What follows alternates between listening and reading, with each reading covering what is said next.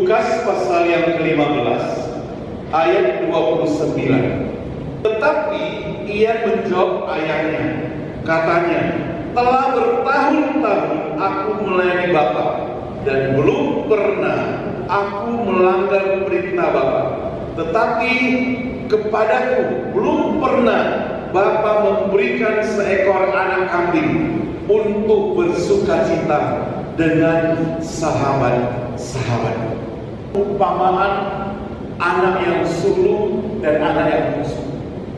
Mungkin saudara tidak kagum dengan cerita ini, sudah sering mendengar bagaimana seorang bapak yang memberikan warisan untuk anaknya yang bungsu sebelum dia meninggal dunia, karena anaknya minta dengan paksa dan dia boleh menerima warisan itu dan menghambur-hamburkan uangnya sampai dia jatuh miskin, semiskin-miskinnya.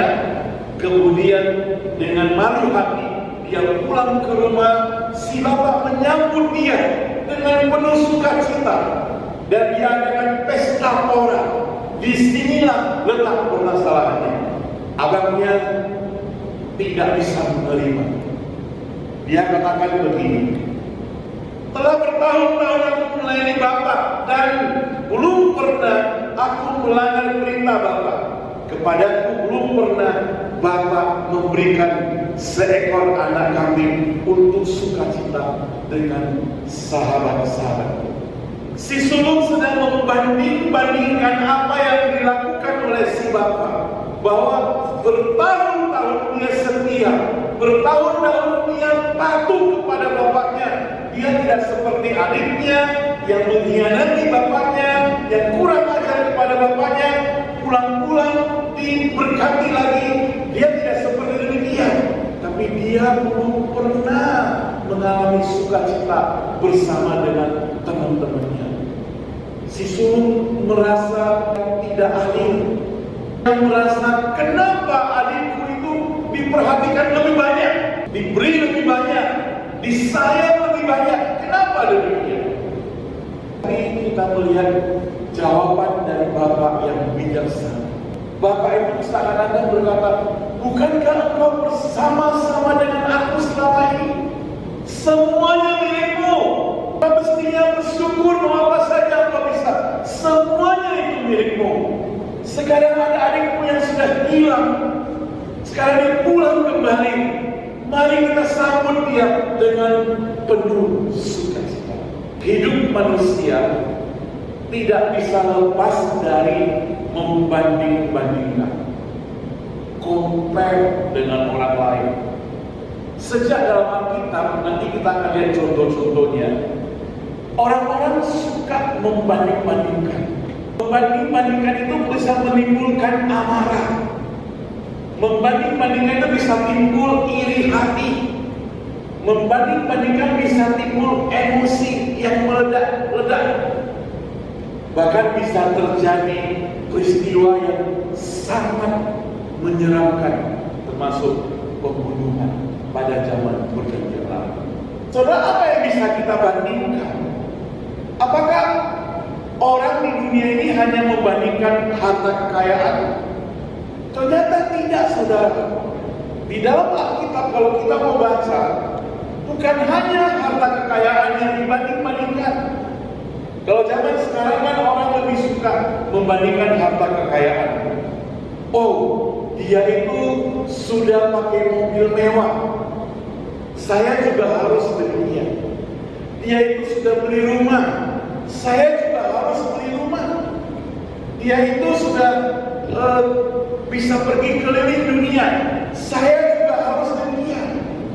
Jadi kita selalu terjatuh dalam hal membandingkan. Saya harus.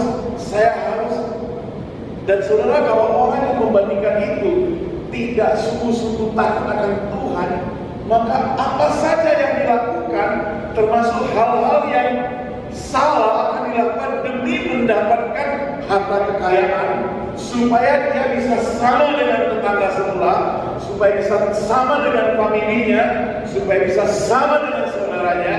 Timbullah yang disebut dengan korupsi, ya, dengan cara yang salah mendapatkan harta kekayaan. Karena dia tidak puas. Dia tidak bisa menerima dengan keadaan dia. Akhirnya apa saudara? Orang yang demikian, dia tiap hari hidup di dalam keluhan, tidak pernah mengucap syukur, karena apa yang dia dapatkan selalu kurang, tidak pernah merasa lebih, selalu kurang. Padahal dia bisa melewati hari demi hari, dia bisa melewati detik demi detik, menit demi menit. Itu merupakan pemeliharaan Tuhan yang luar biasa. Itu merupakan hari-hari yang mestinya ucapan syukur selalu terjadi. Nah saudara, dalam Alkitab saya mengajak kita merenungkan ada 3 hal yang dibandingkan. Yang pertama saudara, iman yang dibandingkan. Ada Kain, ada Habel. Kain dan Habel itu adalah anak Adam dan Hawa. Kain dan Habel. Di dalam Kejadian pasal 4 ayat 2 sampai 7. Coba Kejadian pasal 4 ayat 2 sampai ayat ke-7. Mari saudara, kalau kita ada Alkitab, kita melihatnya. Saya akan bacakan buat saudara sekalian. Firman Tuhan berbunyi demikian. Selanjutnya dilahirkannyalah Habel, adik Kain. Dan Habel menjadi gembala kambing domba, Kain menjadi petani.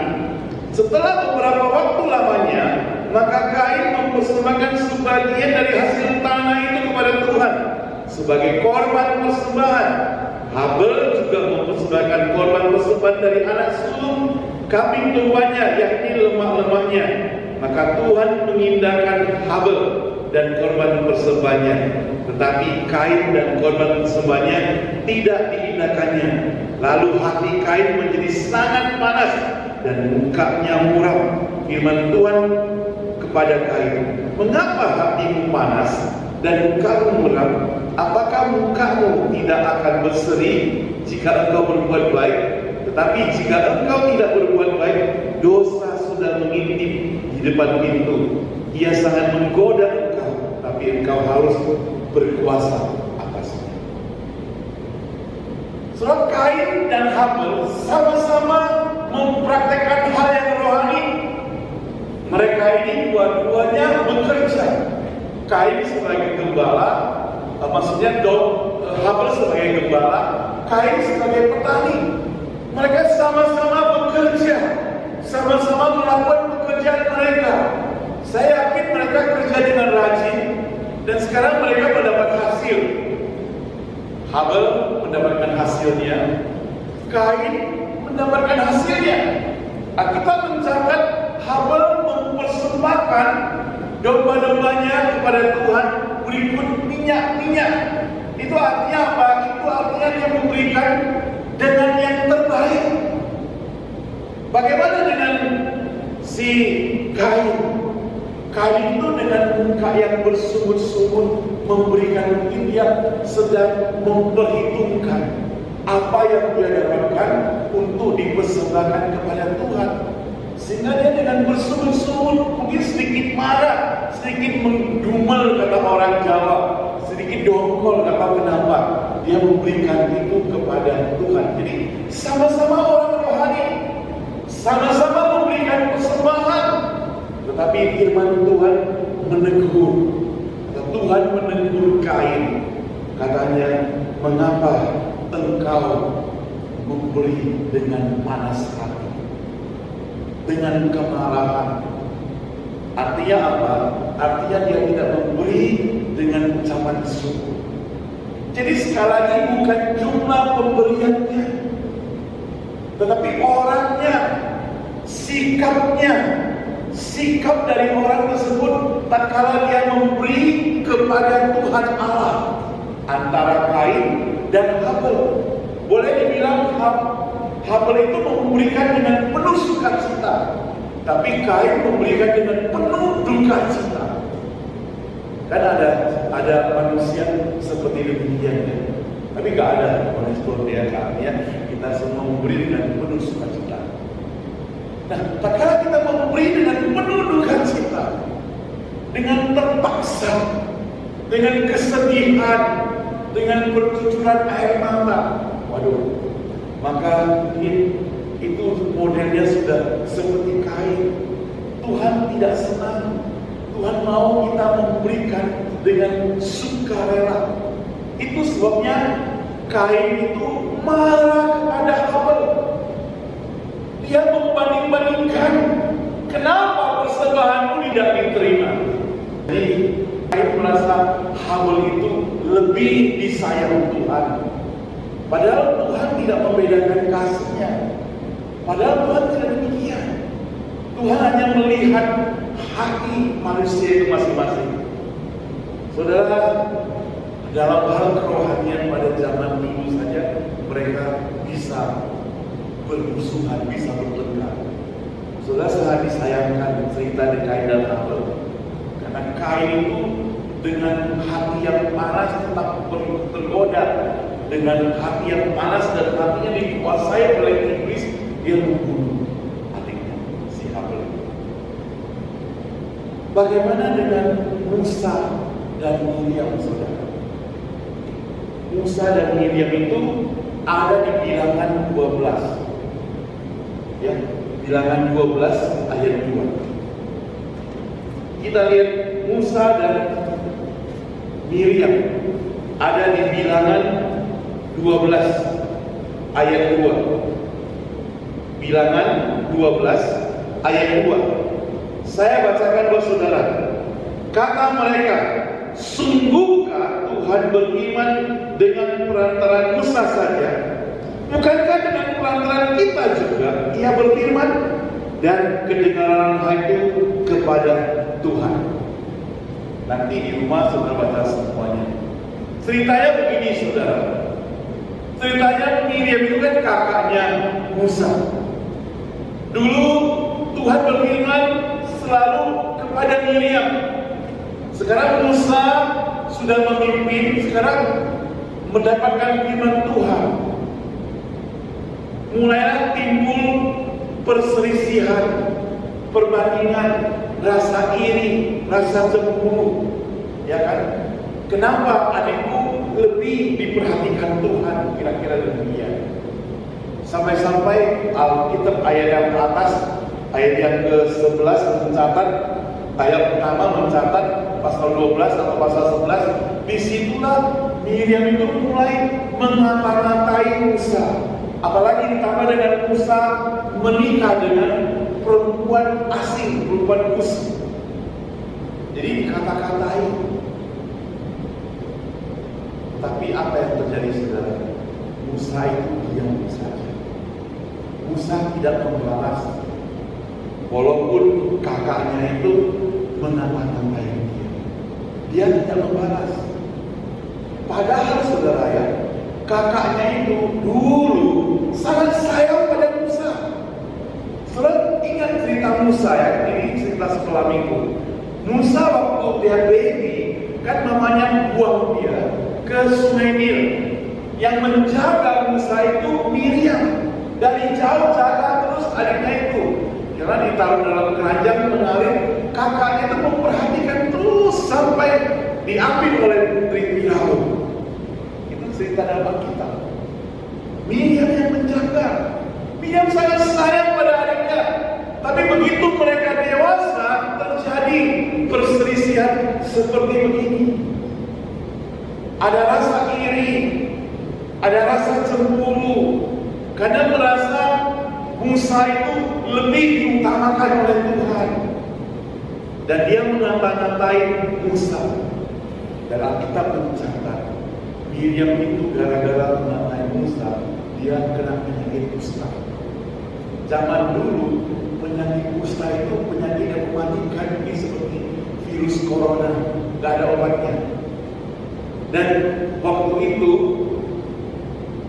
penyakit yang diderita oleh Miriam itu gara-gara dia sakit, maka perjalanan orang Israel itu harus berhenti. Dan orang bertanya lah tentunya, pastinya kan gara-gara berhenti orang akan bertanya kenapa kok berhenti. Pasti ada yang kepo-kepo, ngomong sana ngomong sini gosip. Dan yang viral juga gitu ya, terkenallah si Miriam dia kena penyakit kusta. Saudara, waktu Miriam kena penyakit kusta, Musa itu datang kepada Tuhan berdoa, oh Tuhan Allah, sembuhkanlah. Itu luar biasa Musa. Dia suruh sembuhkan dia. Jadi dia tidak menaruh kebencian.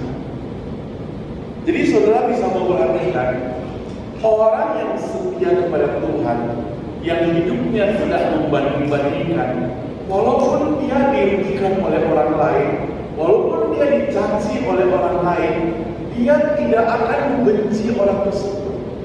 Itu Musa. Bahkan dia berdoa untuk berkat orang tersebut, sembuhkanlah dia. Dia tidak katakan, oh Tuhan, mampuslah dia. Enggak, sembuhkanlah dia. Itu yang dilakukan oleh Musa. Iman dia itu begitu tinggi standarnya, sampai-sampai memiliki pengampunan. Saudara, kita hari ini memiliki iman yang seperti demikian. Walaupun mungkin ada orang yang membanding-bandingkan dengan kita, menghina kita. Orang-orang menghina kita. Lalu orang itu kena masalah.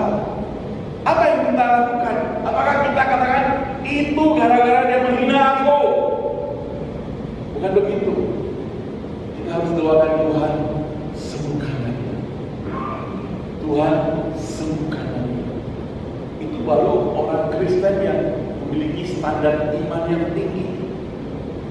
Jadi dia tidak. Maka orang yang mempunyai semangat iman yang tinggi itu, dia tidak pernah bertanya mengapa dia itu mendapat lebih. Dia tak pernah tanya demikian, karena dia tahu dia bisa dapat lebih karena Tuhan pasti memberikan tanggung jawab yang lebih pada dia. Dia tidak pernah akan compare. Yang kedua, saudara, dalam hal kasih. Kalau iman itu ada dibeda-bedakan, tapi dalam bagaimana kasih sesama, kasih Tuhan juga bisa timbul dalam kehidupan manusia pada zaman dulu, dan saya yakin pada zaman sekarang juga demikian. Yusuf dan saudara-saudaranya, Yusuf dan saudara-saudaranya itu memiliki perbedaan kasih, karena si ayah dia memiliki kesalahan mendidik anaknya dengan pilih kasih. Dia lebih mengasihi Yusuf sama Binyamin, itu kedua orang anak yang berasal dari mama yang sama, yaitu Rahel. Ya. Saudara, Yakub untuk mendapatkan Rahel, dia harus bekerja sampai 14 tahun, saudara. Ya. Artinya 2 kali 7 tahun. Waktu dia nyatakan aku jatuh cinta kepada Rahel, maka dia bilang sama pamannya, aku jatuh cinta kepada anakmu. Pamannya bilang, oke, kalau kamu jatuh cinta sama anakmu, kamu kan gak punya apa-apa.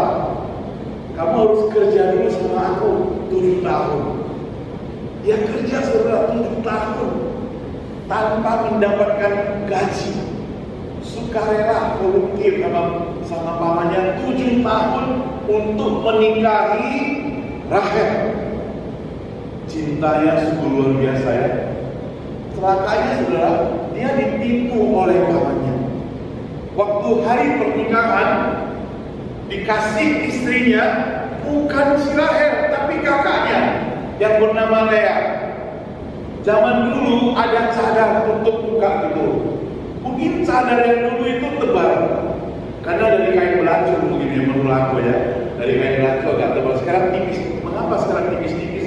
Karena mungkin karena masalah Yakub kena tipu, maka sekarang tipis bisa kelihatan. Kalau untuk calon mertua Anda kasih calon mertua udah lewat calon mertuanya kasih yang kakaknya kelihatan wajahnya. Ini enggak, zaman dulu tebal-tebal mungkin untuk wajahnya nggak tahu. Jadi waktu malam pengantin baru buka, kakak, bukan si adik.